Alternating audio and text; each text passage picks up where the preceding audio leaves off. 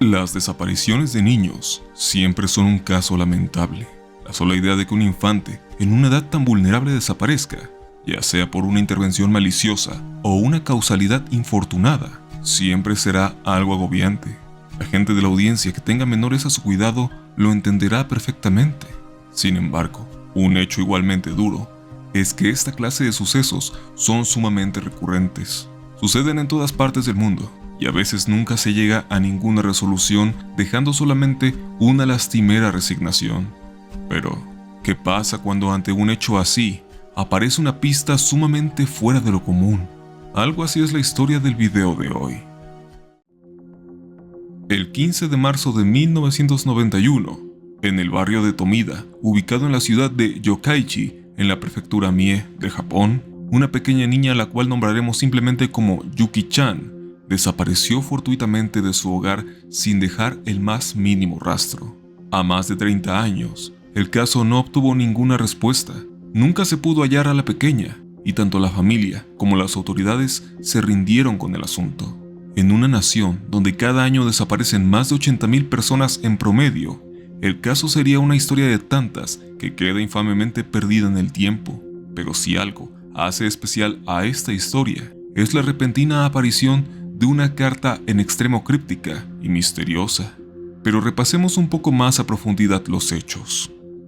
Yuki vivía en una casa con su familia, conformada por su padre, empleado en una fábrica de construcciones relacionadas a automóviles, su madre, empleada de un establecimiento no muy bien especificado, y un par de hermanas mayores más. Yuki se encontraba cursando el segundo año de educación primaria, y fuera de algunos problemas típicos de una pequeña de su edad, ella y su familia vivían tranquilamente sin meterse con nadie. El día de la desaparición de Yuki, su hermana más grande de nombre Maeyuki llegó a la casa en punto de las 2 de la tarde. Según cuenta la joven de una edad tentativa entre los 12 y 15 años, su hermanita se encontraba ya en el domicilio, con su padre durmiendo en su respectiva habitación luego de trabajar durante el turno de noche. La chica platicó con la pequeña durante algunos instantes para luego retirarse a su alcoba. A los pocos minutos, entró una llamada telefónica a la cual fue atendida por la pequeña Yuki. Se trataba de su madre, advirtiendo que se quedaría horas extra en el trabajo y llegaría hasta la noche, algo que la niña aceptó sin problema y que informó a su hermana prontamente. Unos minutos después, sonó el teléfono de nuevo. Esta vez fue atendido por Maeyuki. Se trataba de un amigo suyo el cual le invitaba a salir, a lo cual la joven respondió negativamente, diciendo que ya había quedado en una cita con alguien más, y así fue. Poco antes de las 2:30 de la tarde, Maeyuki salió de su casa para su compromiso, y si bien tenía pendiente por su hermanita, consideró que la dejaría sola tan solo unos minutos mientras la otra hermana llegaba a la casa. A las 4 de la tarde, el padre despertó de su siesta. No encontró a la pequeña Yuki en ningún rincón de la casa, pero asumió que había salido a jugar y probablemente su hermana mayor le habría acompañado. No obstante, pasadas unas horas, cuando Maeyuki e Ichiko, la segunda hermana, regresaron a la casa, la niña no estaba con ellas. Y peor aún, no aparecía por ningún lado. Y ahí fue cuando cayeron en cuenta de algunos detalles.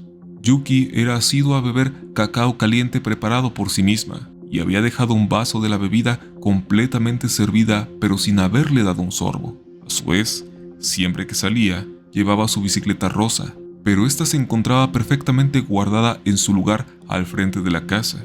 Y aún más, había salido sin su acostumbrado suéter, el cual siempre sacaba en prevención cuando salía a jugar con los niños del vecindario. Las horas siguientes fueron de completa angustia con el padre y las hermanas buscando por todo el barrio, preguntando a los vecinos si no habían visto a la pequeña, hasta que dadas las 8 de la noche, decidieron ir con la policía a reportar la desgracia. Y es aquí cuando las cosas se empezaron a complicar. Ya con la presión policíaca, los vecinos y gente aledaña a la casa de Yuki empezaron a brindar testimonios sobre dónde había sido vista por última vez, los cuales eran totalmente contradictorios. Se dijo que había sido vista jugando en los juegos del parque, cerca de un arroyo, platicando con un sujeto a bordo de una camioneta blanca o cerca de la estación de tren. Las pistas, tan difusas como eran, fueron seguidas, pero fue completamente en vano. Al momento de su desaparición, Yuki medía 1,30 m, pesaba 38 kilogramos y su cabello tenía una longitud de 20 centímetros. Además, iba vestida con una blusa azul claro con lunares y una falda marrón. Evidentemente no se había preparado para salir a ningún lado, solo parecía haberse esfumado en el aire, sin ningún indicio, sin ninguna prueba a seguir y sin la más mínima idea de qué es lo que pasaba por la mente de la pequeña. La familia sufrió su pérdida con el paso del tiempo, hasta que de manera tormentosa, en 1994, 3 años después de su desaparición, una extraña carta llegó a sus manos.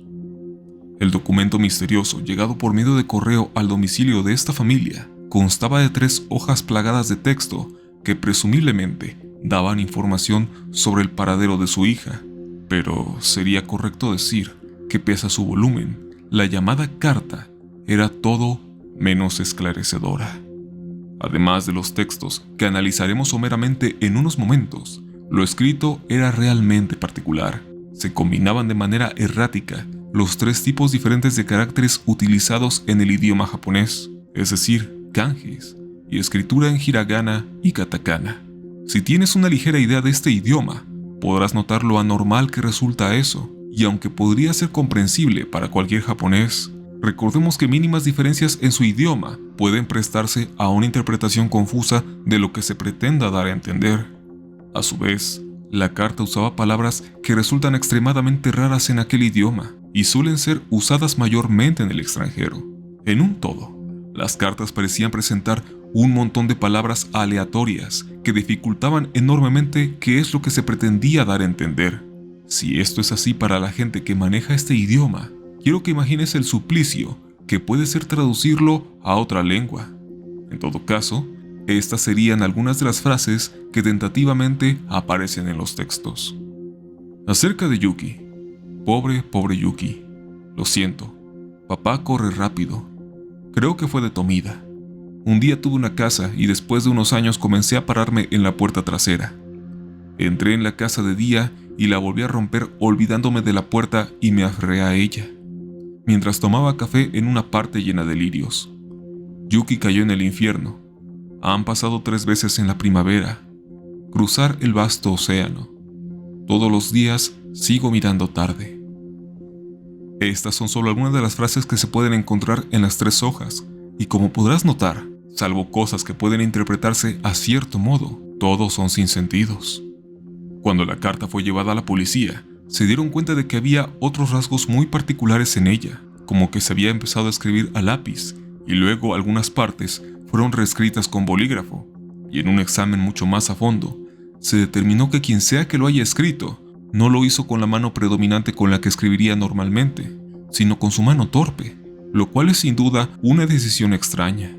Lo único ligeramente concluyente que se pudo extraer de las frases inconexas son algunas palabras repetidas que parecen hacer referencia a una mujer nacida en Tomida, aunque escrito de forma extraña como entre pierna, pierna o silueta.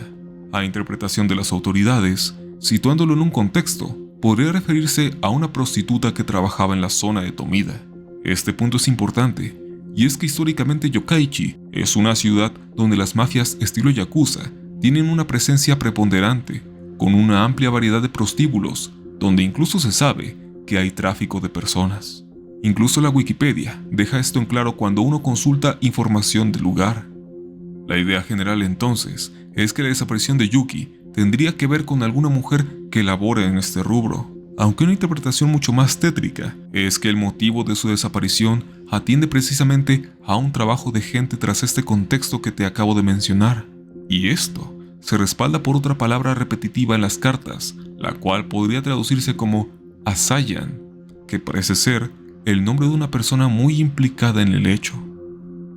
Incluso en el periodo entre la desaparición de Yuki y la llegada de la carta a su familia, se sabe que al menos otras 2 niñas de la misma escuela a la que asistía fueron raptadas, así que todo apuntaría a que el trasfondo tiene que ver mucho con la mafia que existe en aquella ciudad.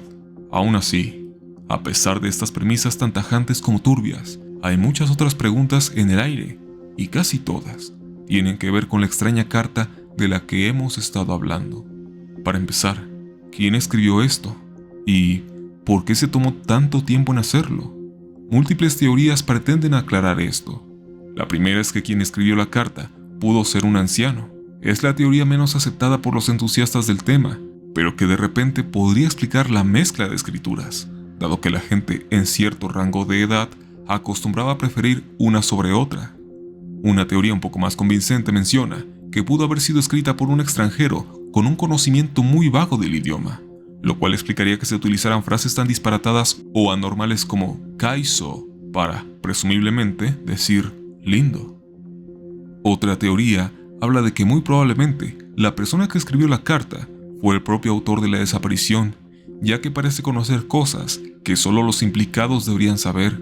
Sin embargo, una frase puntualmente bien escrita como "no se lo digan a las autoridades investigadoras hasta que conozcan los detalles del caso, sean pacientes", además de la frecuente referencia al tal Asayan, de la mano con un notorio sentimiento de culpa y preocupación, darían a entender que no podría tratarse de la misma persona que se llevó a la niña, pero muy probablemente de una que conoció muy bien a quien lo hizo y buscaba ayudar de alguna manera. Al paso de los años, más allá de esta carta, algunos sucesos puntuales llegaron a acontecer en el caso. En algún momento, un presunto psíquico de nombre Tatsuo Ogata se contactó con la policía asegurando que, gracias a sus poderes, podría ayudar a resolver el caso, asegurando que la niña ya había fallecido, pero podría canalizar su espíritu para descubrir a los culpables. Sin embargo, cuando las autoridades disponían a usar sus servicios, cambió de parecer, asegurando que la interferencia de otro espíritu le dificultaba ponerse en contacto con el de Yuki y que ya no podía ayudar más con la investigación. Posteriormente, en 2003, una misteriosa llamada llegó a la residencia de la familia, de un hombre el cual se limitó a decir palabras extrañas colgando inmediatamente. Esto dio a pensar que se trataba del responsable, pero no hubo forma de rastrear u obtener más información de este suceso. A más de 30 años de ocurrido, el caso dejó de ser investigado en 2006, al cumplirse el plazo para que un crimen prescriba en aquella nación. Y lo último que se supo es que en el año 2021, el sitio web de la policía local abrió la posibilidad para que la gente pudiera aportar información a fin de resolver el misterio, pero siendo crudamente objetivos. Es casi seguro que ya no habrá ningún avance significativo. La desaparición de Yuki es ciertamente un suceso terrible a la vez de misterioso, pero la carta tan misteriosa que acompaña a este caso lo vuelve mucho más singular, convirtiéndolo en uno de los misterios del Japón moderno más curiosos que se puedan encontrar. ¿Qué opinas acerca de esta historia? Me gustaría leerlo en los comentarios. Espero que el video te haya gustado. Nos veremos en el siguiente para seguir conociendo las cosas más extrañas que este mundo tiene para contar. Mi nombre es Yoshimitsu. Sayonara.